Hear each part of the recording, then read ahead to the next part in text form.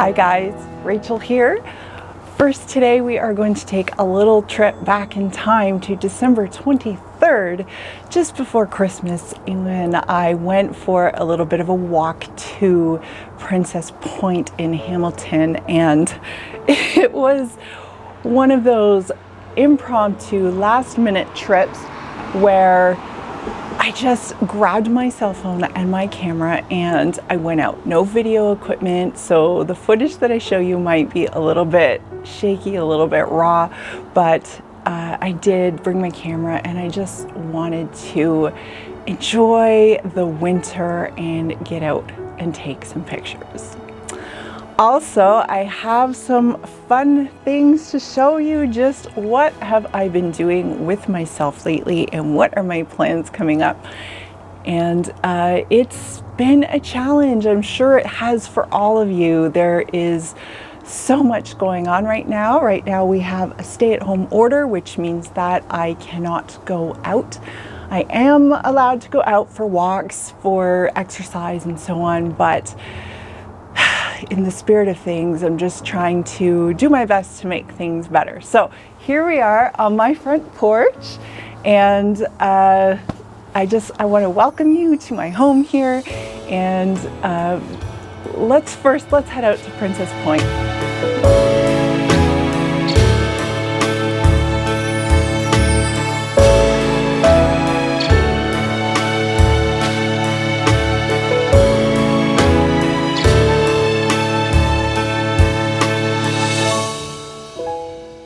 I have my 70-300 lens and no fancy video camera, just my iPhone, and I've decided just to take a quick drive down to Princess Point. Isn't it nice? It's frozen, but it's not really, it's not walkable. So it was a gray winter day, which is very, very common here in Ontario, in Canada. It is rare in January, February that we see bright sunshine. We either have two conditions, one where it's overcast and it's not too cold, or it's sunshiny and it's extremely cold. So I'm not complaining too much about the overcast conditions, but it does make photography a little bit challenging. I love the reflections on the ice. There is some driftwood and it's sitting on the ice and it's just kind of reflecting. Part of it water is frozen and part of it isn't, so I'm handheld, so I'm going between ISO 100 and 800 and I'm just seeing what I can get. It's really, really neat.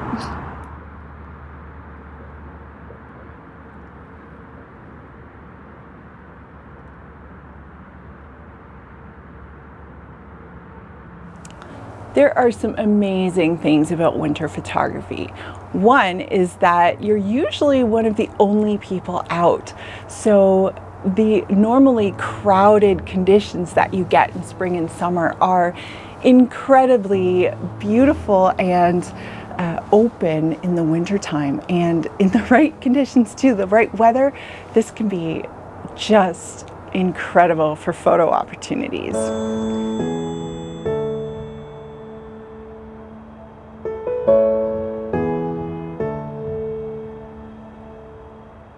Okay, so the sun has gone down behind this band of cloud, and I'm hoping that once it gets below it into this little section here that we'll have color. We'll see.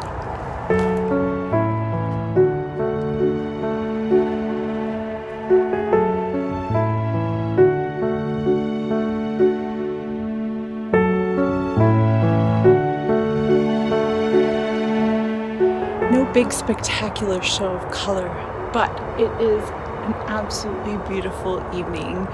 The sky is, let's see, it's beautiful. It's just beautiful.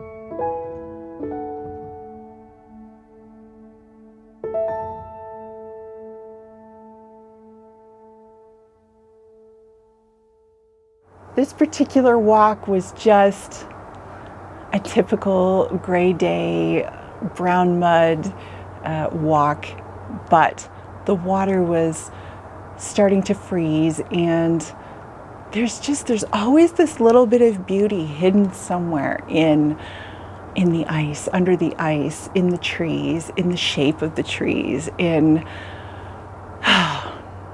the moodiness of the sky.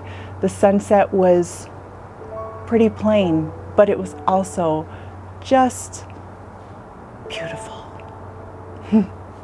So with all of this stay-at-home stuff, it is sometimes hard to figure out what to do with yourself, and it's been no exception for me. It's been a bit of a challenge, but there are a few things that I have been enjoying doing, and I want to share them with you.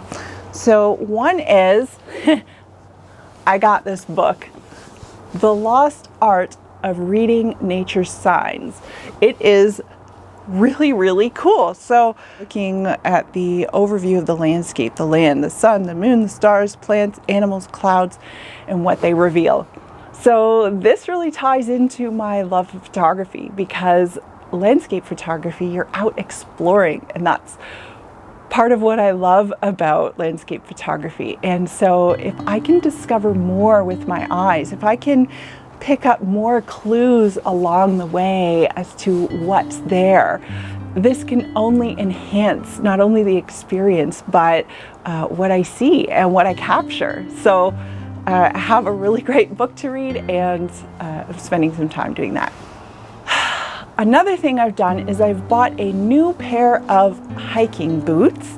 I'm not quite sure yet if I'm going to keep them. The boots that I've always used for photography were Baffin Sequoia boots, and they're very big, very kind of clunky boots. Now, they probably wouldn't be so clunky, except the pair that I have is just slightly too big, but they are super, super warm. They're rated for -40. What I wanted to do though is to start doing a lot more hiking, and I bought myself a more hiking boot type of shoe, and here they are. They are Merrell's, and they're called Chameleon Thermo 8 or something like that. I'm not sure if I'm going to keep them, because the very back of the boot here is very stiff, and when I'm walking, when I put my foot forward, so my foot my leg angles back a little bit, this lip here just kind of digs into my foot a bit.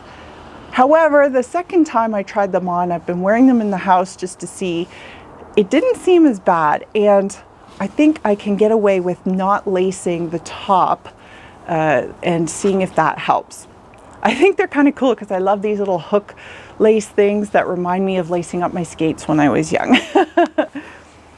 So some other things I've been doing before, you know, everything shut down, my son and I were doing a lot of thrift store shopping, and I was purchasing a bunch of different electronics and then fixing them for sale.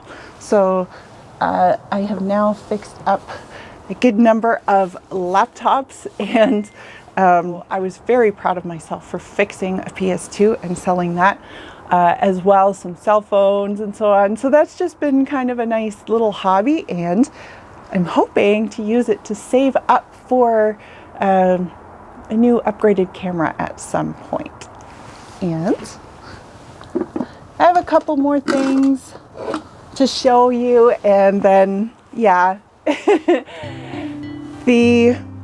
Over Christmas time, it was so nice. We spent a lot of time together as a family, and gifts were just, we're so blessed. You know, I have nothing to complain about. One of the things that I have received is this book. I wish that I had duck feet. So this is Dr. Seuss, and it is a book that reminds me of my childhood. I loved this book. I think it means that I have always been a dreamer.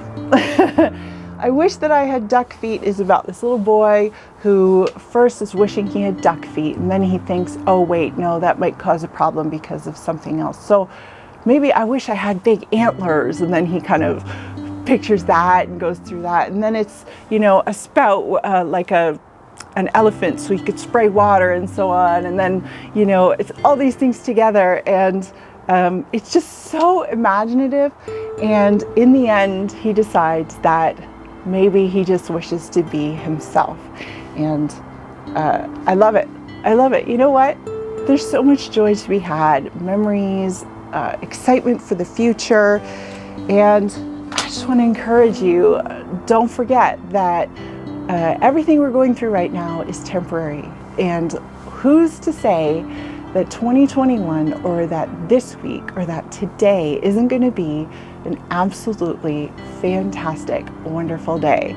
It absolutely can be. And why not? Let's expect it.